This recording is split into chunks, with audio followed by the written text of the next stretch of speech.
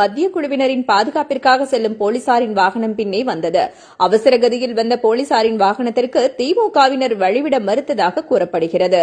இதனால் சைரன் போட்டும் ஹாரனை அடித்தும் போலீசார் வழிவிடுமாறு கோரியுள்ளனர். இதனால் ஆத்திரமடைந்த திமுகவினர் காரை நடு ரோட்டிலேயே நிறுத்தி போலீசாரின் வாகனத்தை மறித்து வாக்குவாதத்தில் ஈடுபட்டனர்.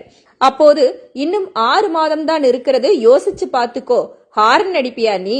அவரை யாருன்னு தெரியுமா? அவர் உட்கார்ந்து இருக்கிறதுனால நீ தப்பிச்ச, போடா பின்னாடி என்று திமுகவினர் ஒரு போலீஸ்காரரை சூழ்ந்து கொண்டு வார்த்தைகளால் வாட்டு எடுத்தனர்.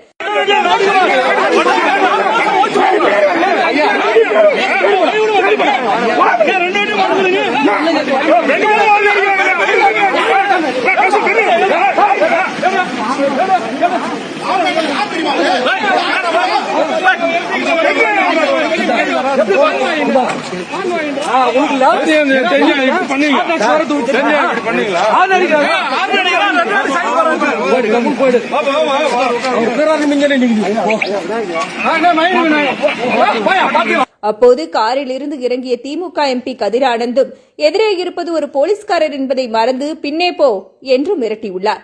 திமுகவினரின் இந்த மிரட்டலால் மிரண்டு போன அந்த காவலரோ இந்த சம்பவம் அனைத்தையும் காரில் அமர்ந்தபடி வேடிக்கை பார்த்துக் கொண்டிருந்த துரைமுருகனிடம் சென்று, சார், நான் விநாயகம் என கூற அவரும் அலட்சியமாக பார்த்து கையை மட்டும் அசைத்துள்ளார்.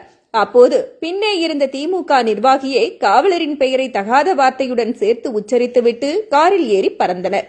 ஏற்கனவே இன்னும் 6 மாதங்கள் தான் இருக்கிறது, பொறுத்திருங்கள் என காவலர்களை திமுகவின் தலைவர் ஸ்டாலின் மகன் உதயநிதி மிரட்டல் விடுத்த நிலையில் தற்போது துரைமுருகனின் மகன் கதிரானந்த் மற்றும் அவரது ஆதரவாளர்களும் போலீசாரை தரக்குறைவாக நடத்திய சம்பவம் பெரும் அதிர்ச்சியை ஏற்படுத்தியது.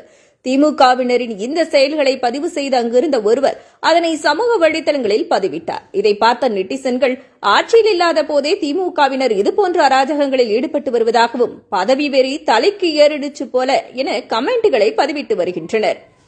இதுபோன்ற செய்திகளை மேலும் தெரிந்து கொள்ள எங்களது யூடியூப், Facebook மற்றும் Twitter ஆப்களை சப்ஸ்கிரைப் செய்யவும்.